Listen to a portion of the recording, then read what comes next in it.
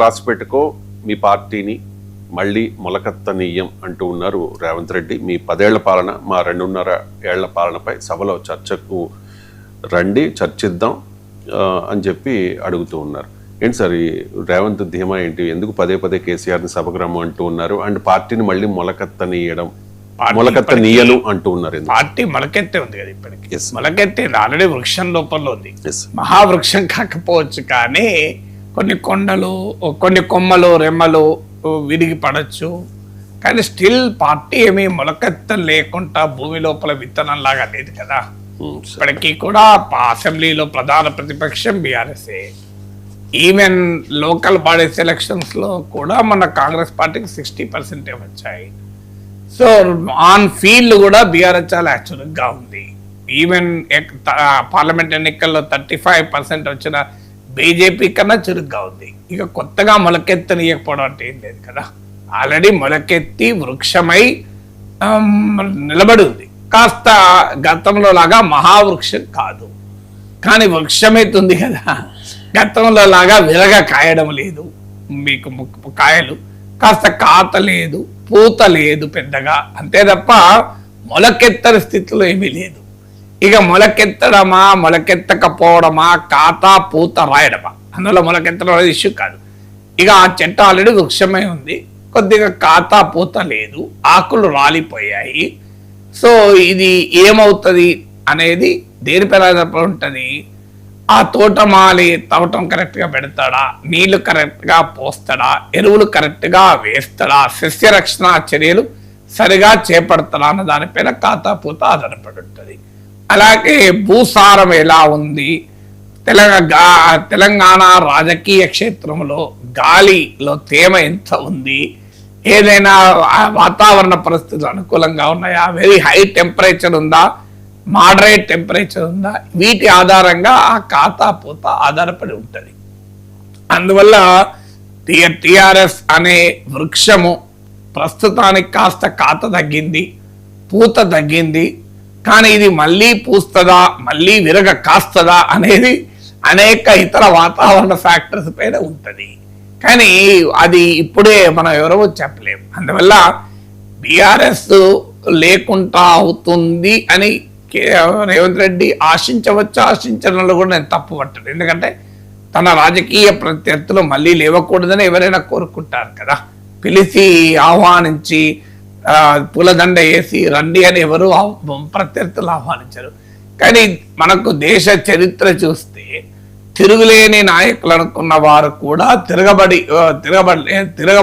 రోజు వెనక్కిపోయారు కదా.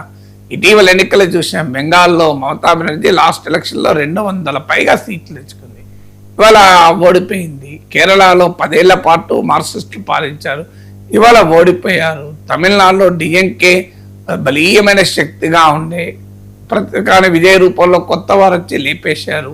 2014లో చంద్రబాబు నాయుడు కూటమి భారీ విజయాన్ని సాధించింది. 2019కి వచ్చే వరకు 23 సీట్లకే పరిమితమై జగన్కు కనీవిని ఎరగని 151 సీట్లు వచ్చాయి. 2024కి వచ్చే వరకు కూటమికి అనూహ్యమైన 164 సీట్స్ అయితే జగన్కు 11 సీట్లకే పరిమితమైంది. 2014లో 289 గెలుచుకొని 2019లో 303 గెలుచుకొని కొద్ది నెంబర్ అటు ఇటు ఉండొచ్చు కానీ ట్రెండ్ మాత్రం ఫ్యాక్ట్ కదా. 2014తో పోలితే 2019లో మరింత పెరిగిన మోడీ 2024కి వచ్చే వరకు సొంతగా కూడా మెజార్టీ రాని పరిస్థితి, 240కి పడిపోయినాయి. కాస్త టీడీపీ జేడీయూ గనక ఎన్డీఏలో ఉండకపోతే మోడీ ప్రైమ్ మినిస్టర్ అయ్యేవారే కాదు. ఇక 2024లో అంత పరాజయం పొందాక కూడా మళ్ళీ వరుసపెట్టి అసెంబ్లీ ఎన్నికల్లో గెలుస్తున్నారు. అస్సాం నిలబెట్టుకున్నారు, బెంగాల్ గెలిచారు, హర్యానా గెలిచారు, మహారాష్ట్ర గెలిచారు, ఢిల్లీ ప్రత్యర్థి నుంచి తీసుకోగలిగారు, మళ్ళీ పెరిగారు. అందువల్ల ఈ పొలిటికల్ స్పెక్ట్రమ్ మొత్తం మీరు చూడండి, ఇలా ఎవరు కూడా మొలకెత్తకుండా లేరు. ఎవరు కూడా మహావృక్షమై శాశ్వతంగా మానై, మహావృక్షమై మొక్కై మానై, మహావృక్షమై తిరుగులేని శక్తిగా లేదు. ఇదొక ప్రకృతి. ఆ సిరివెన్నెల సీతారామ శాస్త్రి పాట ఉంటుంది చూడు, చినుకు వానై వానై వానే నేలను తాకి మొక్కై మానై, ఇలా ఉంటుంది. అద్భుతమైన పాట, గుర్తులేదు సరిగా కానీ సిరివెన్నెల సీతారామ శాస్త్రి పాట ఉంటుంది.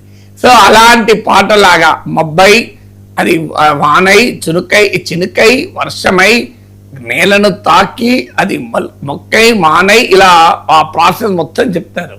సో చాలా ఆసక్తికరమైన పాట. సో అందువల్ల రాజకీయాలకు కూడా ప్రకృతి లాంటివి. సో ఎవరికి శాశ్వత అధికారాలు ఉండవు.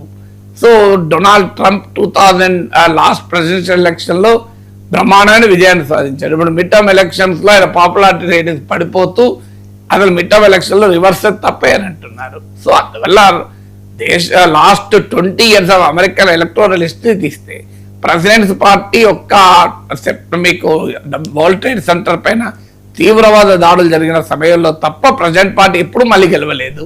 So these are all part of democracy. పార్టీలు ఆశిస్తాయి మేమే ఉండాలి ఇలా కాలమని, కానీ అల్టిమేట్గా ప్రజలు నిర్ణయం చెప్తారు. ప్రభుత్వాలు ఎలా పాలిస్తాయి, ప్రభుత్వాలు ఇచ్చిన హామీలు ఎలా నిలబెట్టుకుంటాయి, ప్రజల ఆకాంక్షలు ఎలా ఉంటాయి, దానికి ప్రతిపక్షాల రాజకీయ కార్యాచరణ ఏంటి, ప్రతిపక్షాలు తమ తప్పుల్ని ఎలా తెలుసుకుంటాయి, ఎలా నేర్చుకుంటాయి, ఎలా గుణపాఠాలు తీసుకుంటాయి, ఎలా కరెక్షన్ చేసుకుంటాయి, ఇలాంటి అనేక ఫ్యాక్టర్స్ పైన ఉంటుంది కదా. Right sir, thank you so much sir. చాలా అంశాలకు సంబంధించి చాలా డీటెయిల్డ్గా విశ్లేషణ అందించిన